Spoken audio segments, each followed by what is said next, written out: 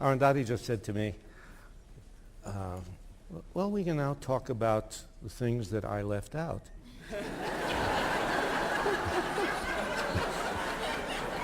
Well, I guess. What did you leave out? You know, I was sitting there listening to you and thinking, there it was. There it is. Okay, let's go.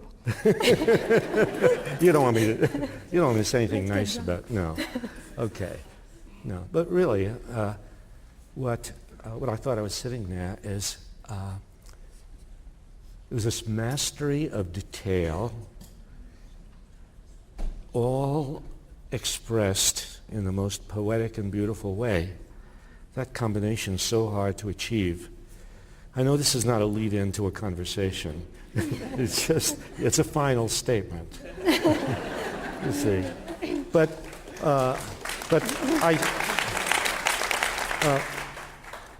let me ask you this, Arundhati. How did you come to decide, after writing The God of Small Things, that you were not going to immediately sit down and write another novel? Well, I would have had to decide to sit down and write another novel.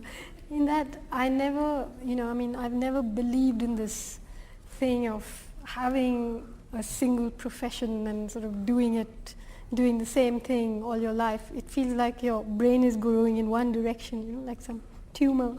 And a lot of people keep saying to me that you must be under a lot of pressure from your publishers to write another book. Well, I think it's a bit dishonest to put it that way for me, because no one can pressurize me, they don't have a handle on me. It's only if I wanted to accept that pressure that it would be a pressure. And I just think that very soon after I finished writing The God of Small Things and it came out, India did, its nuclear tests, and I recognized the fact that here was the papers and lots of public people and writers and painters, and everybody was standing up and applauding this horrible act. And I realized then that staying quiet was as political an act as speaking out, and I had the space to make a statement, and if I didn't, it was something that I couldn't live with, which was when I wrote The End of Imagination. And also I think being involved in the kinds of things I've been involved in the last few years have been wonderful for me, because I've met the most extraordinary people, I've been close to the most extraordinary political happenings, and I also know that when I'm ready to write another book, if I'm ready to write, I keep saying The God of Small Things was a collaboration between me and a little bit of magic, and you have to know how to wait, It will come. If it doesn't, that's all right, but if it does, it'll come. You can't just, it's not some factory product. No one would accuse that of being a factory product. No, I mean the next. No, but it was interesting what you said about, that turning to the political world, from writing a novel, you encountered people. You suddenly found all these people that you could work with and do things with, and the writer working alone, writing a novel or a poem, doesn't experience that. And the writers who never come out of their study, or out of their agent's office, right, and get out into the struggle and turmoil of the world, they are missing something, very, very important. I think, the truth is that I was actually always a political person. Obviously, it's not something that suddenly happens to you. So when I was studying architecture, by the time I was in fourth year, I knew that I would never practice architecture, and I had become very interested in town planning and how cities came to be the way they were, and how land use plans and architectural plans are designed to exclude most people and make them illegal, and the whole business of the citizen and the non-citizen. So in a sense, The God of Small Things is also a very political book, and I think I don't think I ever, obviously I was never the kind of person who was only in their agent's office, because I didn't have an agent. I didn't even know there were such things until I wrote The God of Small Things. I'm sorry to have brought it up. But you're right. I think the business of getting into the world, living your life, and then writing about what you live is what interests me. And the idea that, I live in times, and I think those times are here in America now, but they've been in India for a while, where when you write something, the worst thing that can happen to you is not a bad review. It's somehow it's injected directly into life, and you never know what's going to happen if you write a book. The God of Small Things, I was of course taken to court for corrupting public morality. Yes. Which I had a technical problem with, because I said at least he should have said further corrupting public morality. But when I read about that charge against you, I immediately went back to the God of Small Things, because I wanted to see what pages there were, that were possibly corrupting public morality, and I found them. And it was wonderful. Yeah. But you said before you were always a political person. Well, not from the age of 3 or 4 or 5, but you said something about, when you were somehow finishing work at a school of architecture, at some point you decided, no, this was not for you. So did something happen? Well, actually,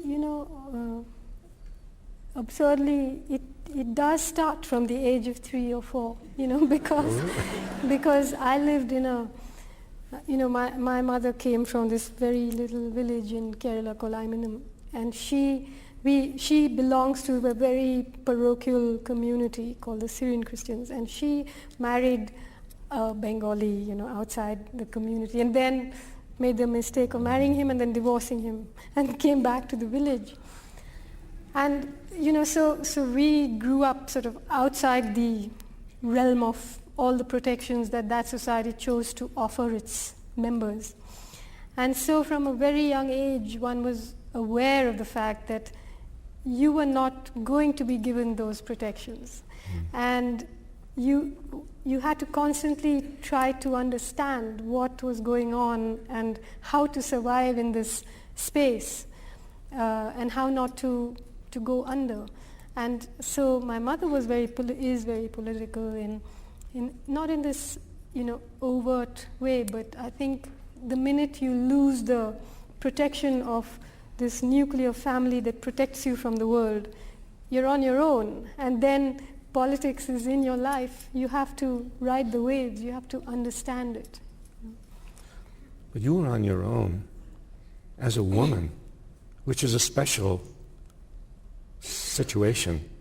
Not just in India, I suppose, being a woman on your own anywhere is something to deal with, but I imagine that maybe in India there was something about that. Yeah, it was. Though my mother and I are great mates now, when I was 17, I left home and I was on my own, being that woman, as the Supreme Court judges rightly call me.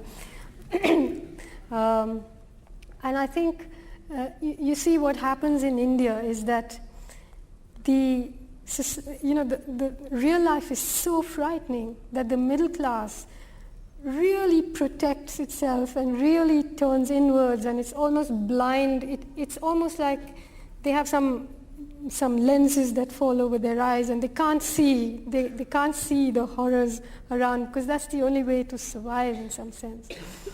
And and I think when you fall out of that cozy little nest and there's no safety net, you realize that it's not all that horrible actually, and I don't think you can ever unlearn that once you've been there, however briefly or however temporarily. You don't forget, you don't forget whatever happens to you. I keep thinking that there are people in the world who are safe and there are people in the world who are unsafe. And if you're unsafe, you always seek out the unsafe. Whatever happens to you in your life, you're always sort of taking that walk. So it was the best university, I think, to go to. It's interesting what you say about the middle class blinding itself, protecting itself from what is happening to so much of the population. And this is so much the history of the United States, which developed perhaps the largest middle class, and does the United States has had enough wealth so it could bribe enough people in the population to create a middle class which became useful as a buffer between the very rich and that part of the population which could not even rise into the middle class, and so the middle class in the United States has always been sort of enticed by the establishment into thinking that it can rise into the upper class, and not told that it can also descend. But the result is the United States educational system teaches us from the very beginning that we're not a class society. To use the term class in the United States, it's just a term used for school, right? This is my class, thing. But the idea of a class society is something that has always made people in power nervous. If anybody brings up the idea of class conflict, class struggle, you mustn't talk about that. And we're brought up in the United States to believe that we're one big happy family. And aren't you? It's we all have the same interest. We have the language to try to make that imprint on the American people. The language of national interest. The phrase is national interest, as assuming, we all have the same interest. Exxon and I have the same interest. Enron and I. Enron and you, yes. And so it takes. But there's a perception that people in the United States have growing up, especially people in the working classes of the United States. They know that their interests in Exxon are not the same, and they show it. Well, the thing is, in India, it's so complicated that sometimes the longer you live there, the more confused you get. Because it's when you think of class, in India you have so many other things too. You have caste, which is a complex business because I grew up in Kerala, which had the first ever democratically elected Marxist government in the world. But all the leaders of the Marxist party are Brahmins, you know. So it's it's a very complex way in which they use all these things to, you know, the Indian democracy must be one of the most fascinating beasts on earth. And then you have such a complicated network of region and religion and language. So you have a situation where you have a country where we have, I think it's 18 or 19 official languages, and then there are hundreds of dialects, and you can't, the Supreme Court functions in English. Nobody can understand what's going on in there. I mean, even if you speak English, you can't understand, but Yes. like, Yeah.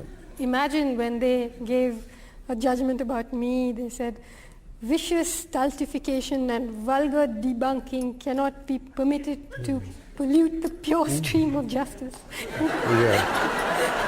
Well, that's what you were doing. And that's what I'm doing, but I had to really look up the dictionary to figure out what they meant.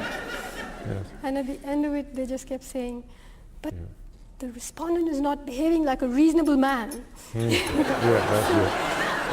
And at least I can follow what they're saying, but you know, the people from the Narmada, they have no idea what is this court and how do you file a police case, or if there's a police case filed against you, what does it say? What are you, you know, it's just like living, it's like, I keep thinking it's like if I were living in Czechoslovakia or something, how would I function? And that's the way most Indians have to function in India. So it's... You know, we don't understand our Supreme Court either.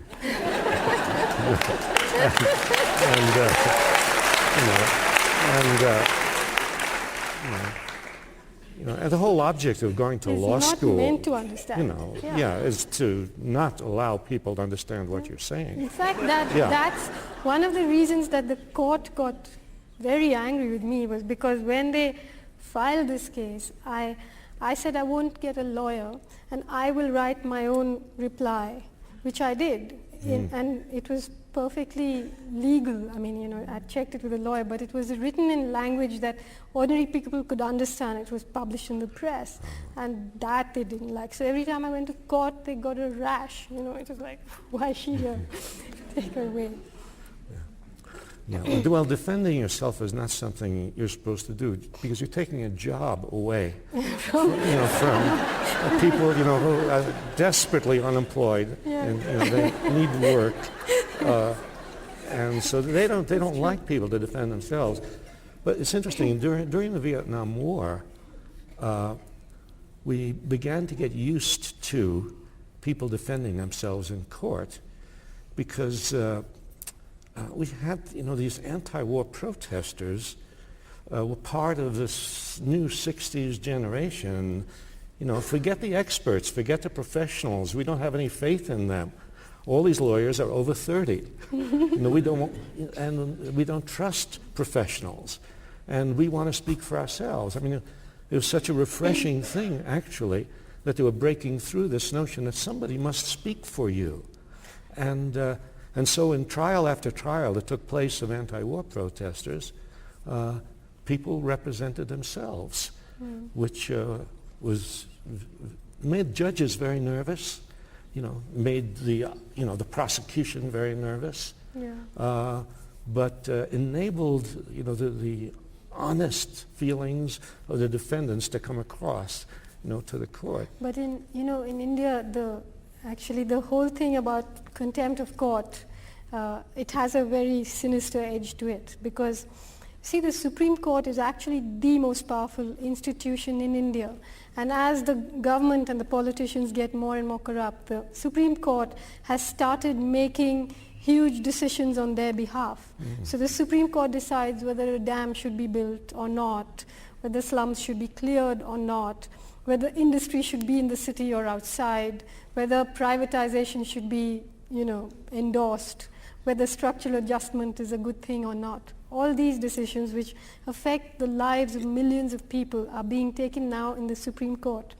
And the Contempt of Court Act, law, says that while you can criticize a judgment, you cannot put a series of judgments together and say, what is the Supreme Court up to? What is the politics of the Supreme Court? If I supposing I had evidence that a Supreme Court judge was corrupt, supposing I had him on film taking a bribe, it's not admissible in court because you can't lower the dignity of the court by saying that a judge is corrupt. Yeah. This is the situation, you know. And so, you know, even when I went to prison for contempt of court and came out, we had a big press conference. There were hundreds of journalists. A lot of senior editors spoke out quite bravely about this act because they are most scared of the court, more scared of the court than of politicians. And, you know, a normal journalist, it's not that you're going to have a death sentence if you commit contempt of court, but 6 months in prison, you're going to lose your job, you're going to have maybe 2 or 3 years of a criminal trial, you have to hire a lawyer, no one's willing to take the risk. So there's just dead silence on that subject, you know. It's very, very frightening, and that's what I said in my affidavit. A judicial dictatorship is as bad as any other kind of dictatorship. Yeah.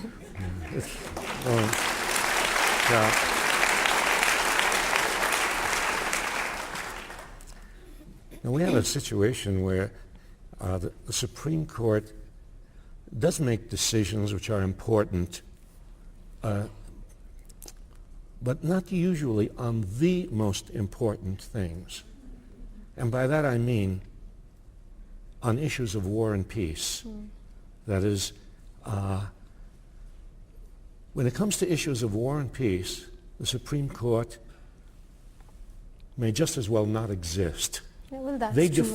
defer to the power of the president, just as Congress defers to the power of the president. There's no democracy in foreign policy. I mean, you brought up the issue, and you said democracy in India is very complicated. Well, democracy in the United States is very complicated because we have democracy and we don't have democracy. It's here and it's not here. It's gone. Yeah, and you have democracy, you know, once in 4 years for a moment. Yeah. And even there you don't have democracy. Yeah. You see. No, but you have, you know, you're supposed to have political democracy with elected representatives and so on. You know, but you certainly don't have economic democracy. You don't have democracy in the workplace. You don't have democracy in everyday life.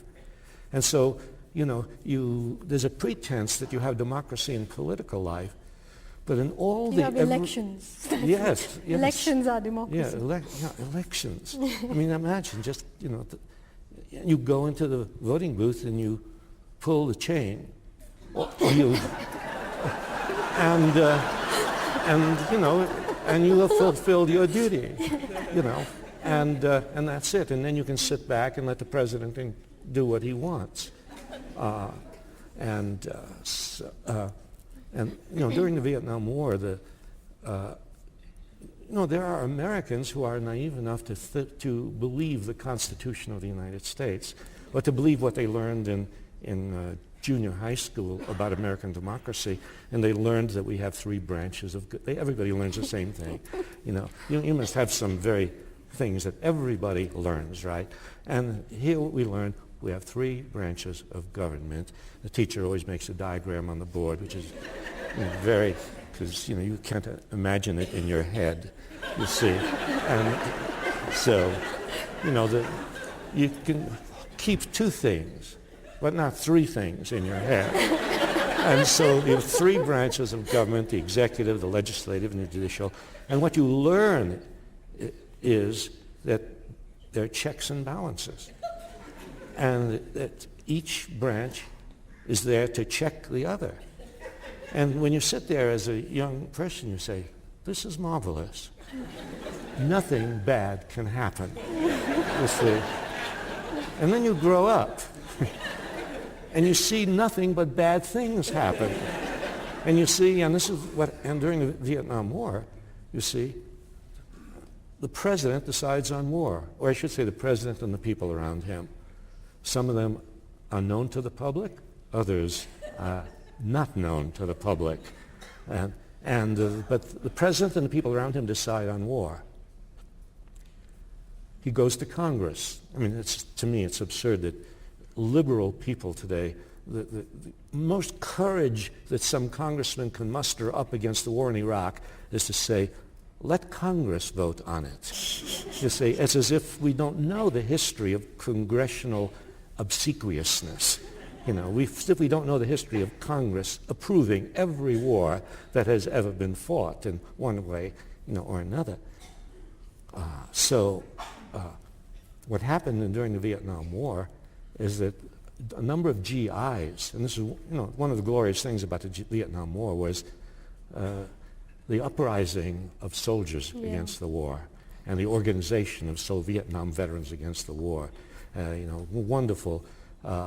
Wonderful dramatic scenes of that kind of resistance. And there were these GIs who refused to go to Vietnam, and they said, the Constitution says Congress must declare war. Congress has not declared war.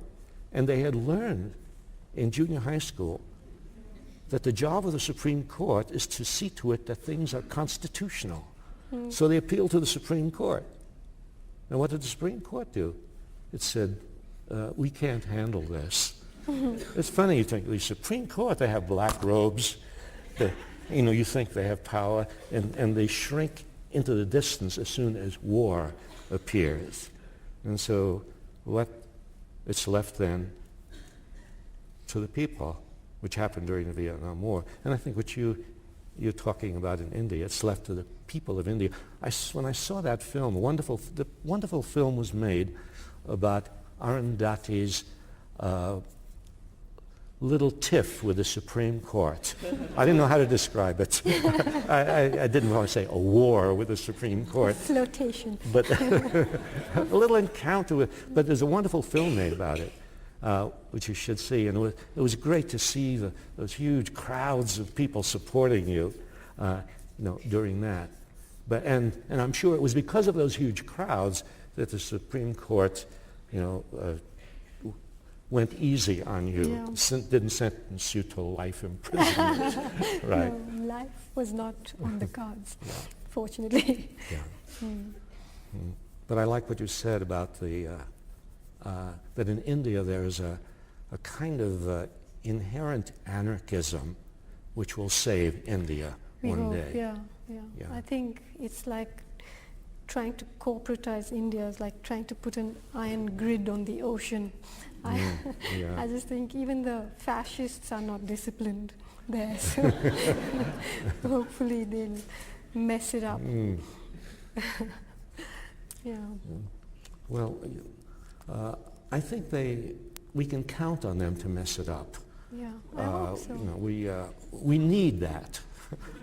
I mean, because we'll try our best, and we'll accomplish a lot, but we do really need them to mess it up. Absolutely. But I think we can count on it, because they do it. They do it. The only trouble, Howard, is that in India right now, I think few Americans know about this, but in March this year, the BJP, which is the Bharatiya Janata Party, is part of what they call the Sangh Parivar, which is a whole sort of family of Hindu right-wing organizations. The BJP is the political end of it, and what's called the RSS, which is the Rashtriya Swayam Sevak Sangh, is the cultural guild. Now the Prime Minister, the Home Minister, the Disinvestment Minister, all these people belong to the RSS. The RSS has been preparing the ground for this kind of right-wing, India is only for the Hindus thing since the late 20s. And they are open admirers of Hitler and his methods and so on. And in March this year, there was a massacre of Muslims in Gujarat. And as soon as the massacre was over, the Gujarat government, headed by the BJP, wanted to hold elections because they felt that they would win the elections because they had polarized the vote.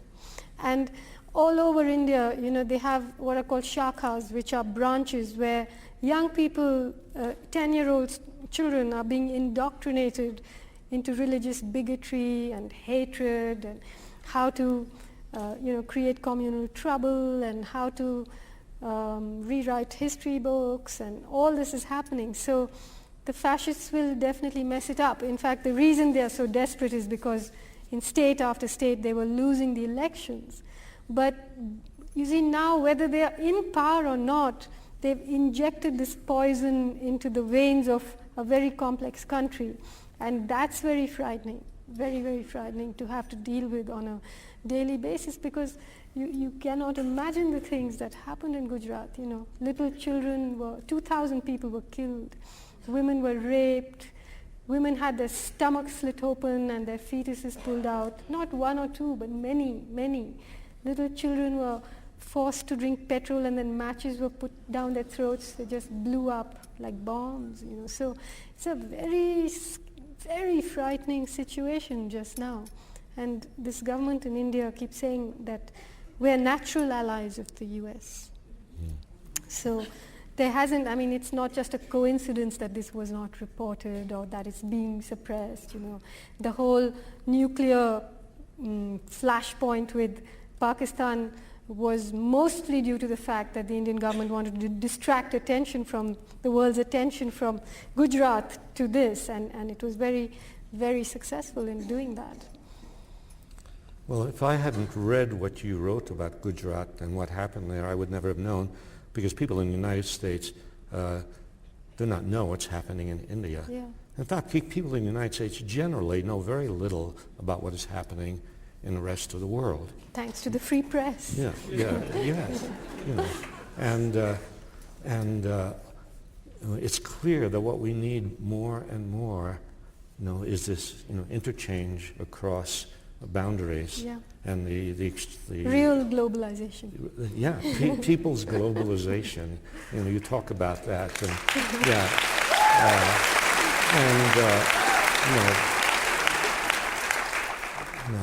because I sort of feel like, I see the world with sort of chalk lines dividing everybody, and I see us as having the job of little by little walking across those and rubbing them and out. rubbing those chalk lines out. That's why I keep saying that I think literature is the opposite of a nuclear bomb. When I wrote The God of Small Things, I would go to Estonia and Finland and hear from China, and people say, oh, but this was my childhood. One of the reasons why I never wanted it to be made into a film was because I thought there are 6 or 7 million films going on in people's heads, and this one filmmaker will come and take it away, Let it be the world's childhood. And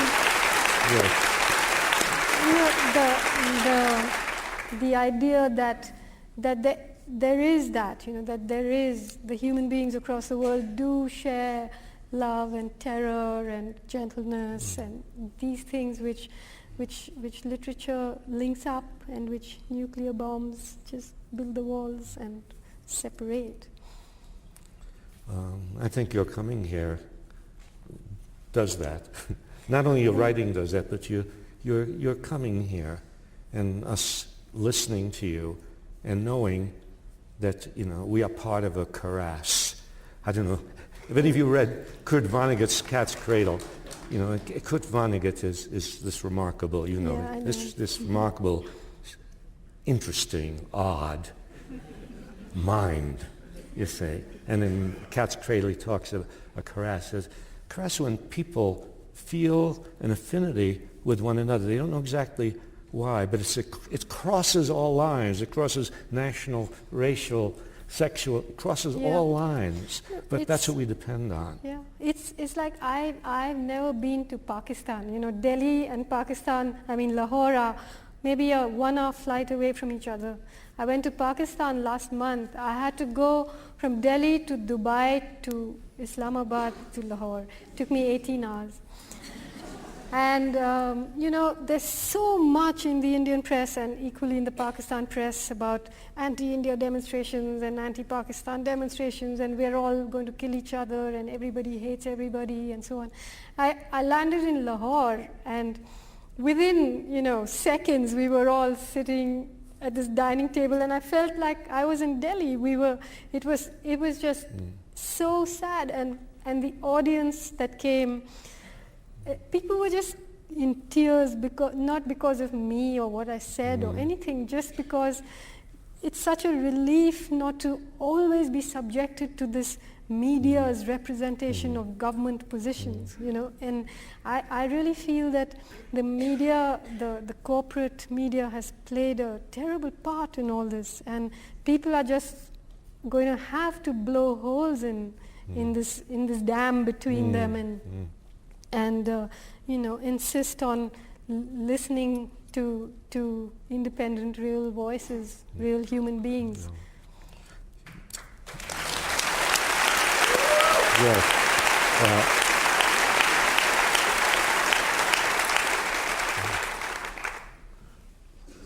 We were saying to one another, when you were not listening, it's very hard to end a conversation on stage. And so the thought was that we would finish by Arundhati reading something that you would like to read to all of us. Okay. It'll just be 2 minutes, and I just want to leave you with a thought, with a way of seeing. This is part of the essay that I wrote when India tested nuclear weapons in 1998. It's quite a long essay, so this is just a very small extract, the very personal part of it. In early May 1998, I left home for 3 weeks. While I was away, I met a friend of mine whom I've always loved for, among other things, her ability to combine deep affection with a frankness bordering on savagery. I've been thinking about you, she said, about the God of small things, what's in it, what's over it, under it, around it, above it. She fell silent for a while. I was uneasy and not at all sure that I wanted to hear the rest of what she had to say. She, however, was sure that she was going to say it. In this last year, less than a year actually, you've had too much of everything. Fame, money, prizes, adulation, criticism, condemnation, ridicule, love, hate, anger, envy, generosity, everything. In some ways, it's a perfect story, perfectly baroque in its excess. The trouble is that it has or can have only one perfect ending. Her eyes were on me, bright with a slanting, probing brilliance. She knew that I knew what she was going to say. She was insane. She was going to say that nothing that happened to me in the future could ever match the buzz of this, that the whole of the rest of my life was going to be vaguely dissatisfying, and therefore the only perfect ending to the story would be death. My death. You've lived too long in New York, I told her. There are other worlds, other kinds of dreams, dreams in which failure is feasible, honorable, sometimes even worth striving for. Worlds in which recognition is not the only barometer of brilliance or human worth. There are plenty of warriors that I know and love, people far more valuable than myself, who go to war each day knowing in advance that they will fail. True, they're less successful in the most vulgar sense of the word, but by no means less fulfilled. The only dream worth having, I told her, is to dream that you will live while you're alive and die only when you're dead, which means exactly what, she said, looking a little annoyed. I tried to explain but didn't do a very good job of it, because sometimes I need to write to think. So I wrote it down for her on a paper napkin, and this is what I wrote. To love, to be loved, to never forget your own insignificance, to never get used to the unspeakable violence and the vulgar disparity of life around you, to seek joy in the saddest places, to pursue beauty to its lair, to never simplify what is complicated or complicate what is simple, to respect strength, never power, above all to watch to try and understand, to never look away, and never, never to forget. Thank you.